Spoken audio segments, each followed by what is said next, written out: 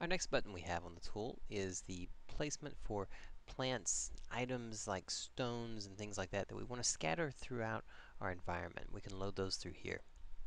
By selecting on this, you can see that we have Shift to erase and then Control to erase the selected detail type. So let's go ahead and go down on, and we find that the brushes, we still have the same basic brush types.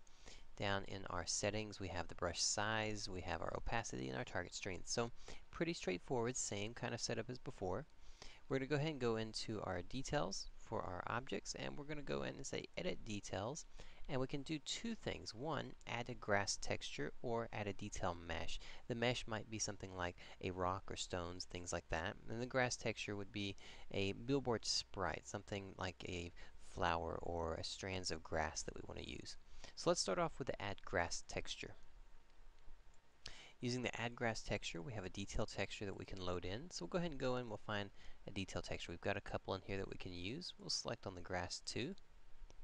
And the options we have, the min width, min height, and max height. These are how big the billboard sprite is that gets created. So if we're trying to do an item that's supposed to be really large, we can adjust that width and that height of it. We have a noise spread, which simply adds noise to it. We have a healthy color and a dry color. So this is a tint that gets added on top of the texture that we have to give us some variation with our image that we're working with.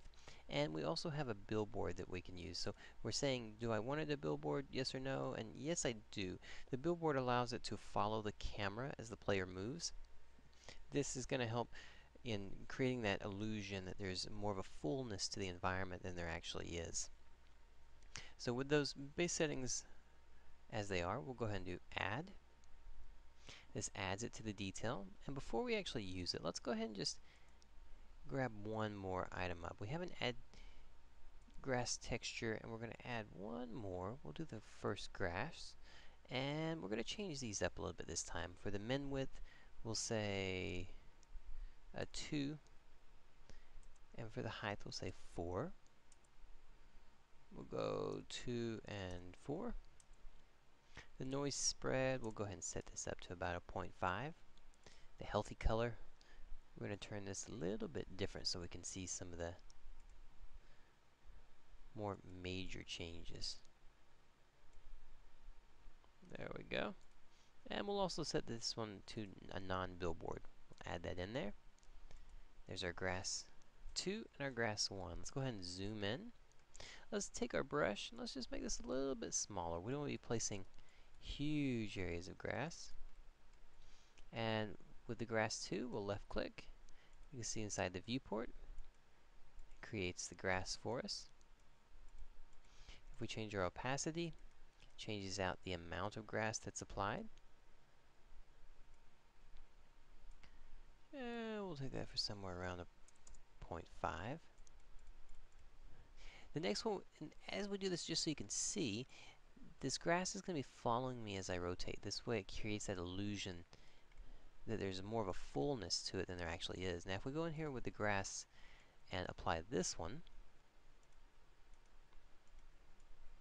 you'll notice what it's doing is randomly placing the grass left and right. It doesn't follow the camera, so you can actually see the billboard that gets created, that flat plane. But it allows for a little variation in the objects that get placed, so that we have, so it's not quite all following us with the camera. It might get a little eerie if everything was looking at us. The other edit detail option that we do have is the Add Detail Mesh.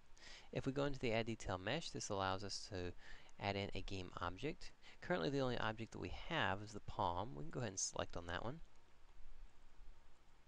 And let's say we add that one to our list. Whoop. And with that one, it's not quite set up. You'll notice it's not quite set up to do what we want to do with it. It needs to be a mesh, not quite the palm mesh. So when you have that basic mesh, if it's a rock or whatever it might be, you can load that in.